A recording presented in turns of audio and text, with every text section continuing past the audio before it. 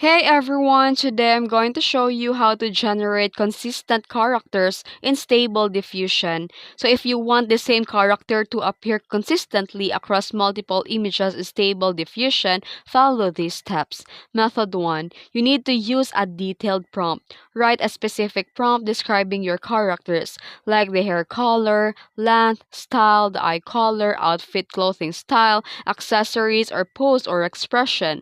Then you can reuse the exact prompt in every image generation.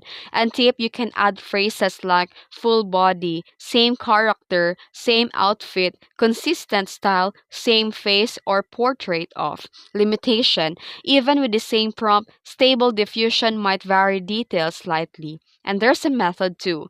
Use a seed number. You need to generate an image and note the seed number used, and reuse the same seed and same prompt to recreate a vary image slightly while keeping the same base features.